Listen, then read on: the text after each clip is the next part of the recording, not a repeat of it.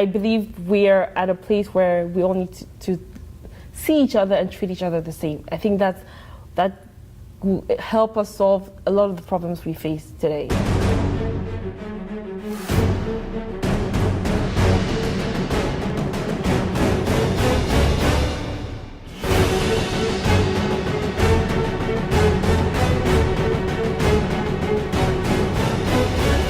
Hello, this is Marco Rock.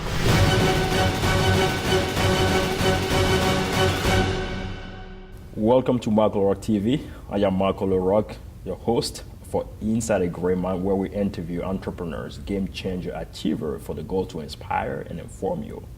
Today on the show, we have my friend Madelle Kangha. How are you? I'm good, thank you. Thank you so much for being on the show. Thanks for having me. Awesome. So who is Madelle Kangha?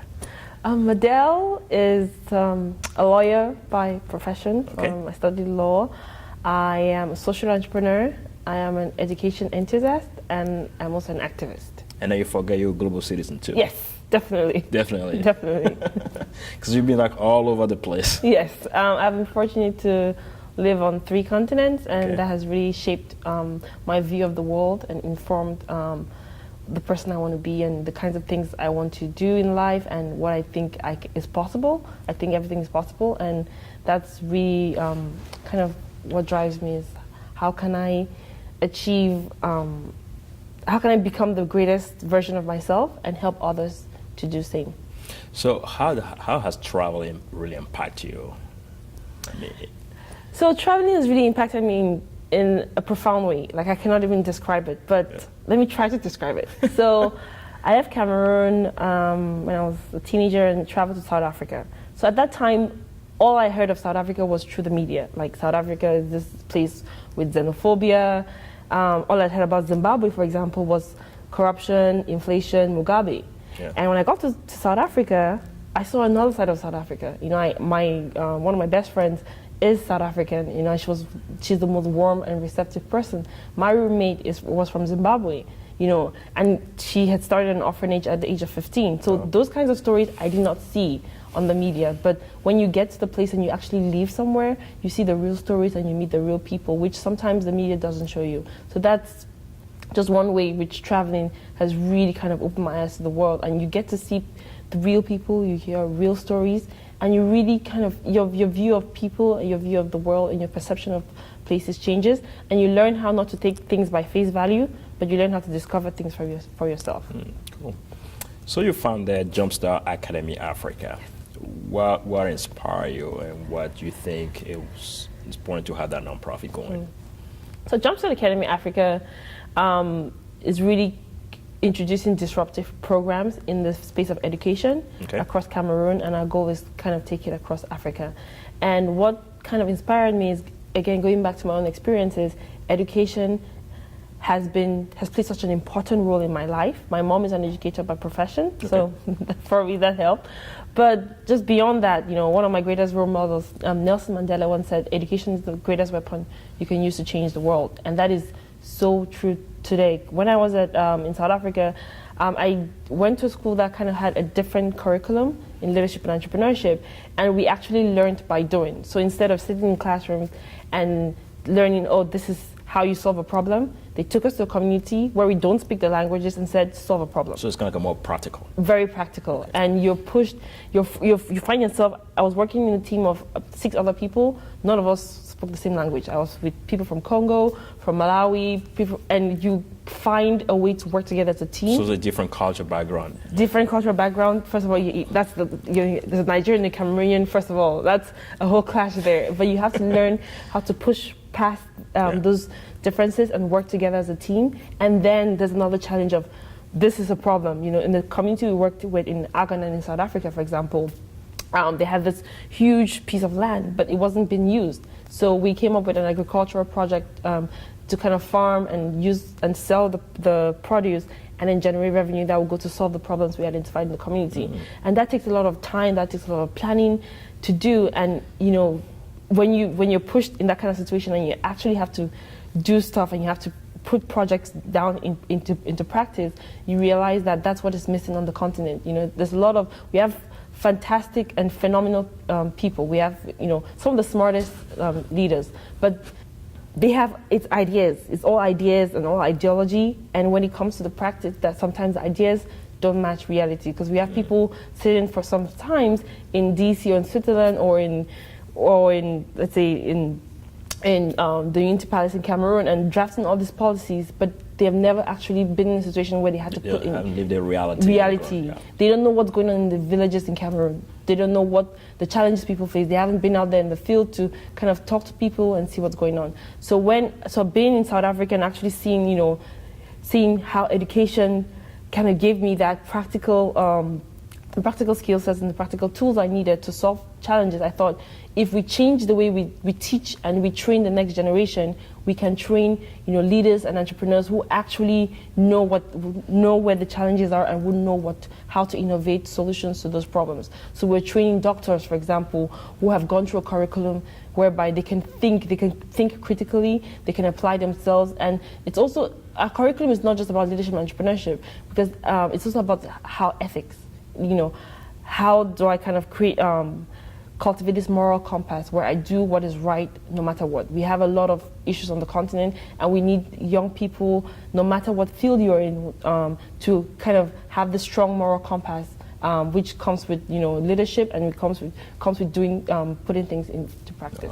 Yeah. So you're also involved with Youth for Change. Yes. Can you tell me a little bit more about that? So Youth for Change is actually what got me started. So Jumpstart Academy Africa. So I thought it was after. So it actually was before. It's actually before. Okay. So Jumpstart Academy Africa started in 2013 at Watson University. That was an incubator program here in the U.S. in Colorado. But Youth for Change is really what got me started. It got me started in another way before I got into education. So back in 2010, when I was still at LSE, I traveled to Cameroon, just for the holidays, and my dad and we decided to visit it's a center for disabled youths in Cameroon. So we decided, let's just do something good and give back to the community. So we did that, and whilst I visited the center, and as I walked through with my dad, I saw so many young people, as little as 5 to as old as 29, and they were just at the center. They're being, some of them either had been shunned by their families because they had a disability, and sometimes it's perceived as being a curse or some other kind of negative connotation. And I thought that was a grave injustice. Yes, as a young person, we already have so many challenges on the continent. Challenge barriers to education, lack of access to technology, among others. Then we have these young people who are equally bright, but just because they have one kind of disability on another, they're put in the center and kind of excluded from society, and that broke my heart. So I decided to start a project working with disabled youths, kind of the same thing, going back to education. I believe education is a very important tool and a very important weapon, and the same goes across the board for all young people. So we started a training program where we got facilitators, and we got specialists in Braille and some other kinds of IT, but specifically for youths with disabilities and targeted to their needs. And every week or every month, we'll organize training sessions for them. We found out some of them are really good at things like carpentry. So we started exploring how we could help them hone those skills and even start businesses. So that's how Youth for Change really came about, was how do I create, because I'm really, when I look at the things the projects I want to start, it's like, what is the future I want to create, and how can I start now? And for me, it's one of my key things as a leader is every young person, no matter their circumstances, no matter their background, should be able to contribute and participate in sustainable nation building. So that's what Youth for Change was really about. And so I called the project Envision, and it was kind of like I'm envisioning this future whereby young people, no matter their abilities, can all work together side by side. That's awesome. Thank you. So you live in the US, Yes. in Japan. I know you're going to UK, and you're all over the places. Yes. So and your business, your nonprofit is based in Africa. Yes. So how you be able to manage your time and then the business was in a different country while you were all over the place? Right. What are your strategies? One of the strategy, I've learned how to delegate. So it's not in my nature. It's not in my nature to delegate. I love doing everything myself. So when I did Youth for Change, I was a one-woman team for a long time until the team got bigger. Same thing with Jumpstart. initially I was kind of skeptical about like delegating tasks. Like, you know, when you have a vision, sometimes you want to execute it yourself because you know what kind of the blueprint, and you know what you're aiming for. But I've learned how to trust and how to delegate, and how to trust that, you know, this person is on my team for a reason. They're on my team because they believe in my vision, and they're on my team because they're capable to do their task, and just delegate it. But then obviously you have to check in and make sure, you know, the vision, you know, the end goal is in mind. Sometimes people have different methods of achieving the same goal. So being flexible to allow your team to kind of test their own methods, but then at the end of the day, the goal has to be accomplished and the results have to be delivered. And then linked to that, I think it's also learning how to people management and just people skills. Finding the right people for me. I just kind of pull from my networks. I have very strong networks, and having, you know, been raised and born on the continent and lived there for a long time, I had, you know, great friends and great networks that I could draw from. So I think sometimes our networks are a great place to start. So I started from there, and then from that it grew bigger. But then also just learning how to manage people and work with people, because at the end of the day, people may come for the money, or they may come for the title, but they stay because of the people and the environment and the organization. And that's something that you create. That's a culture that you create. How do you empower young women, especially African, that live here in the U.S. to thrive? Right. So a lot of my work is actually based in Cameroon. So, but the way I see myself empowering young women, I just launched an initiative called Madelle Mentors. And I really want to use that as a way to empower young women by mentorship. A lot of what I've been able to accomplish today is due to the role of mentors in my life. So my mom is a very, very, you know, plays a huge role in that, and my dad as well, and my husband now. So and my siblings. When you start, you don't want to forget anybody, right? You don't want to forget anyone. But when I look back on my experiences, you know, it's having a big brother, I could ask a question, or going to my mom, or seeing my mom, you know, being a woman, but rising the ranks in her career. That inspired me, and I want to be that inspiration for other young women. And sometimes we young women don't have those kinds of role models around. You know, it could just be someone just to ask a question. I'm working with one of my mentees, Pertula, for example. She's actually based in Cameroon. So thanks to technology, we get to connect via Skype or WhatsApp.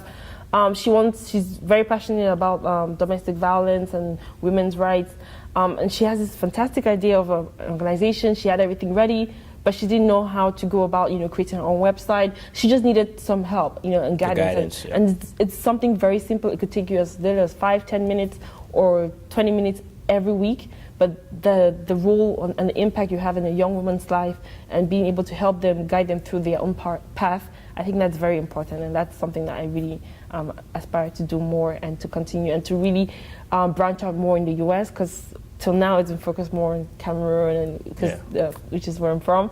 But I see myself as, like you said, a global citizen. So I really want to impact every woman anywhere. It doesn't matter where you're from. You know, just as long as you have that goal and that passion to achieve what you set your mind to, it's possible.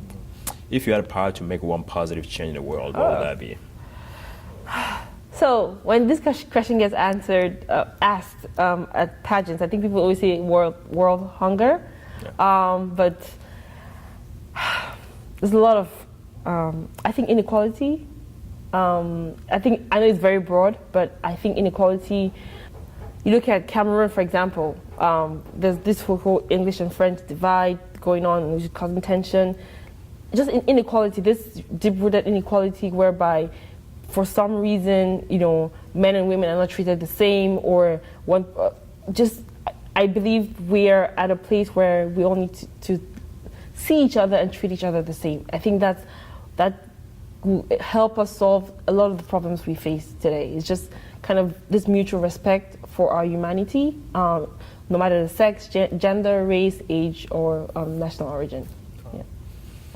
What would be your last tip, advice to my audience? My advice to your audience. My advice will be actually something that, again, comes from my mentors, which is my family. I think it's one of my older brothers. I can't remember which one. But I remember growing up, I used to be very ambitious. I'm still very ambitious. And I used to get sometimes I used to get told, sometimes I used to get pushback. You know, like, I'm a woman, you're not supposed to be that ambitious. And then when I was about 16, I was the first female performer in my country, in my examinations. And my brother said, you know, don't set the sky as your limit. That the sky should not be your limit. The sky is your base. And that has stuck with me every day. Like when someone tells me, oh, the sky is your limit, I'm like, no, the sky is not my limit. The sky is my base.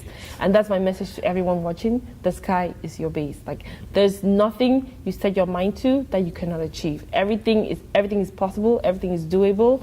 Once you have a strategy, once you have passion and you have determination, you can achieve anything you set your mind to. And I genuinely believe that.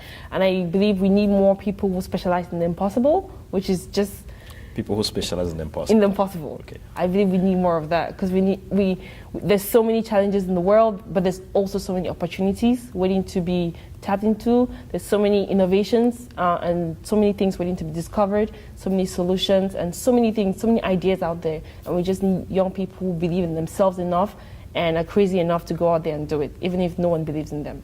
That's awesome. So how can people find more about you and support the work that you're doing? Thanks for asking me that, because I always forget.